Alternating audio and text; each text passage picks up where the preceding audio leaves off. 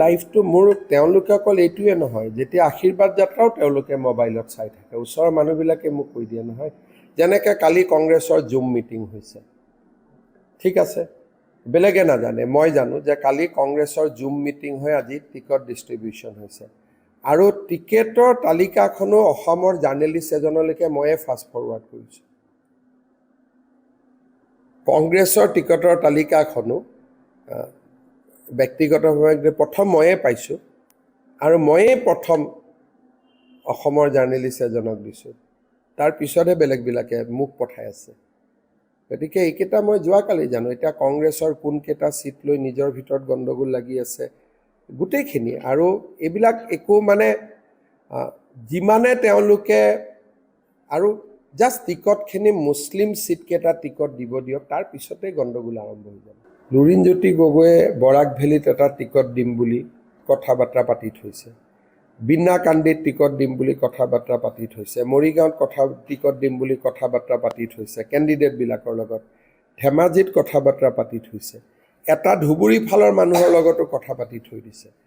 গতিকে তেওঁৰ মিত্ৰতাটো হ'ব, কাৰণ তেওঁ খোৱাঙত ইলেকশ্যন জিকিব খোজে। এওঁলোকৰ অখিল গগৈ আৰু লুৰিণজ্যোতি গগৈৰ কথা হ'ল যে বৰ্তমান আমি বিধায়ক হৈ থাকিব লাগে, মিত্ৰতা হ'ব। কিন্তু এই মিত্ৰতাবোৰ কেনেকৈ হ'ব যে তেওঁলোকে কংগ্ৰেছক আত্মসমৰ্পণ কৰি দিব, কাৰণ তেওঁলোকৰ বাকী বিকল্প একো নাই। হ'ব ছাৰ, মাকমৰা সমষ্টিৰ বিধায়ক তথা মন্ত্ৰী যোগেন মোহনক ৰাজ্যসভালৈ প্ৰক্ষেপ কৰাৰ পাছতে একাংশ কৰ্মীয়ে পুনৰ তেখেতক ৰাজ্যৰ ৰাজনীতিত লাগে বুলি যোগেন মোহন ডাঙৰীয়া ৰাজ্যসভালৈ যাব, আৰু তেওঁ অহাকালি নামাংকন দিব। পৰহি তেওঁ মনোনয়ন দিব। মাকমৰা সমষ্টিত নতুন মুখৰ সম্ভাৱনা পাব ডেফিনেটলি। পুৰণা মুখজন ৰাজ্যসভাত গ'লেতো নতুন মুখ আহিবই।